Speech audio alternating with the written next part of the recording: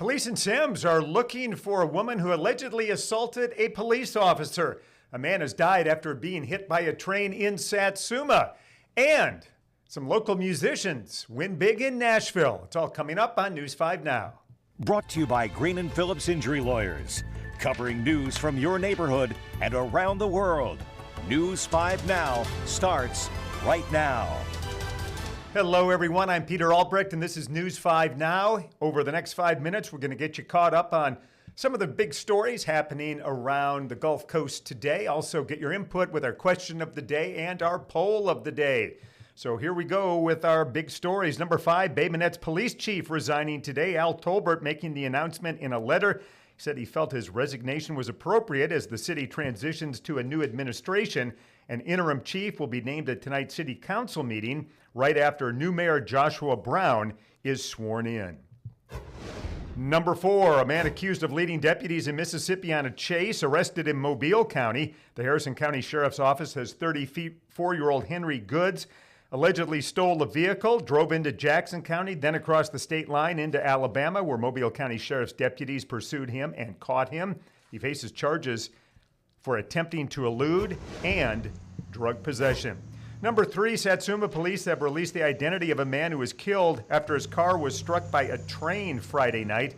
Police say William Huntley from Oklahoma was hit about 10 o'clock at the Pennsylvania Avenue crossing.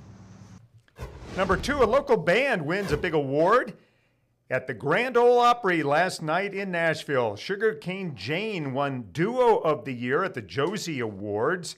The band Savannah Lee and Anthony Crawford are from Lower Alabama. Among their many local gigs, they once opened at the Sanger for country music legend Randy Travis. And number 1, about 12:30 this afternoon, a police officer approached this woman who was accused of shoplifting at the Publix on Schillinger Road. Semmes police telling us that the woman tried to gouge the officer's eyes out, then bit the officer's finger. She got away, allegedly running into some woods off of Silver Pine Road. If you know who she is or where she might be, please contact Police in Semmes. So there you have it, 5 of our stories that we're working on today here at WKRG News 5. All right, time now to talk about our question of the day and get your responses there. You know, over the weekend, we transitioned to standard time, right? Went off of daylight saving time. Let's see if we can get this punched up. There we go. What are your thoughts about daylight saving time? And let's see. As someone who lived in Arizona for 20 years, I love not changing time. That comes from Heather. I believe Arizona and Indiana are the only 2 places that don't do that. Let's see. All right. Donnie says there's no daylight saved, and don't blame it on the farmers. That was, I think, originally what daylight saving time was all about. Let's see. Does anyone who does not like daylight saving time notice it's already darker out an hour early, says Tanya. Of course, it's all the trade-off, right? If we stay on daylight saving time, it'll be really dark in the mornings. We did that back, if you remember, people old enough like me to remember the energy crisis back in the mid-'70s.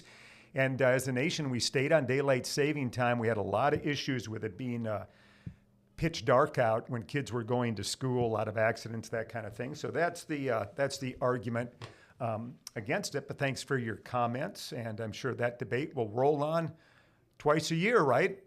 I kind of enjoy getting that extra hour of sleep, though. That was well needed for me, hopefully for you. All right, when do you start decorating for Christmas? That was our poll question. Look at that, almost a third say before Thanksgiving. After Thanksgiving, 64%, and about 7% of people say they don't do it.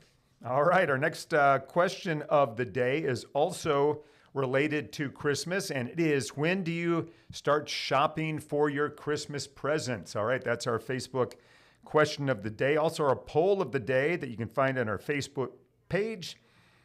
What should college coaches receive their full contract buyout if they are fired? Of course, Hugh Freeze of Auburn getting the boot on Sunday after the Tigers lost to Kentucky, and he will get a big buyout. Some of these buyouts that some of the college coaches are getting go up to $50 million, I think James Franklin got at Penn State. So go to our Facebook page and participate in our poll of the day and our question of the day, and we'll have your comments and results for you tomorrow. And coming up in about 19 minutes, please join me, Roseanne Haven, and Ed Bloodsworth, as well as Gerhard Mathangani. We'll have your sports for you coming up on News 5 at 6. Thanks for joining us, everyone, and have a nice evening.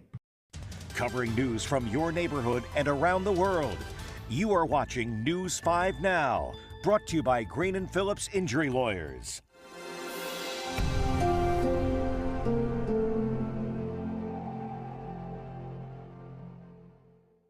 In the courtroom, the judge knows best, and this judge does too. If you've been hurt in a wreck, you need a law firm that knows the system and how it works. I'm attorney David Green. Call or come by anytime. You never need an appointment.